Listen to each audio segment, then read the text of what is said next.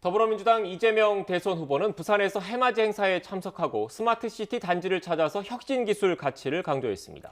국민의힘 윤석열 후보는 디지털 정부 구축 공약을 발표한 데 이어 자영업 현장도 찾아 정부 방역 대책을 비판할 예정입니다. 취재기자 연결하겠습니다. 권민석 기자. 네, 국회에 나와 있습니다. 네, 민주당 이재명 후보 이틀째 부산 일정에 나섰다고요. 네, 이재명 후보는 오늘 새벽 부산 다대포 해수욕장에서 열린 해맞이 행사에 참석했습니다. 어제 서울에서 새해 첫 일출을 본 이 후보는 지구 한 바퀴를 돌고 온 해를 부산에서 다시 맞으며 소망을 밝혔는데요. 올해는 희망을 이야기하는 한 해가 됐으면 좋겠다며 새해 벽두부터 경제 회복을 화두로 삼았습니다. 작년에 그 어려움들을 좀 벗어나서 이제 희망을 좀 얘기하는 그런 한 해가 되면 좋겠습니다.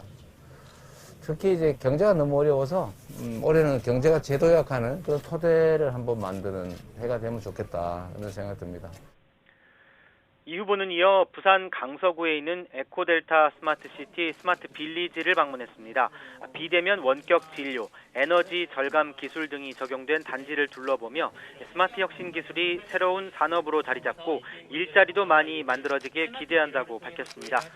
이 후보는 현재 1박 2일의 부산 일정을 마치고 서울로 올라오고 있는데요. 경기도 용인에 있는 교회에 들러 예배를 드린 후 서울에서 미래당사 개관식에 참석합니다. 마포구에 문을 여는 미래당사는 2030 청년 누구든 편하게 찾아올 수 있는 공간을 만들겠다는 취지로 민주당 청년선대위가 기획했습니다.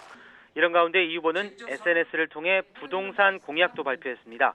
기부금 공제처럼 월세 공제도 최대 5년 뒤까지 2월에 공제를 신청할 수 있도록 2월 공제를 도입하고 공제율도 높이겠다고 약속했습니다. 네, 국민의힘 윤석열 후보의 일정도 정리해 주시죠. 네, 윤석열 후보는 오늘 새벽 서울 강동구에 있는 명성교회 주일 예배에 참석했습니다.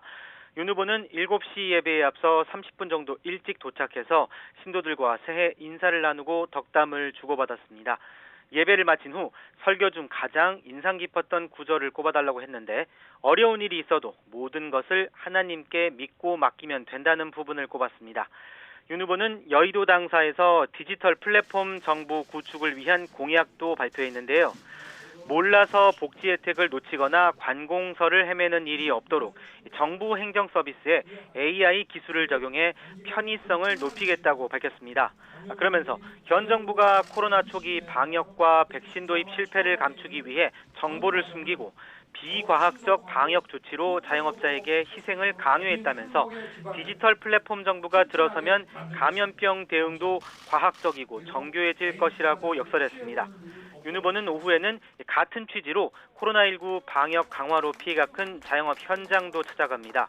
서울 종로에 있는 음식점에서 소상공인들과 간담회를 열어 애로사항을 청취하고 해결 방안도 논의합니다. 윤 후보는 또 SNS를 통해 청년 일자리를 최우선 국정과제로 삼겠다며 모두가 납득할 공정한 기회 제공을 전제로 일자리 정책을 만들겠다고 강조했습니다.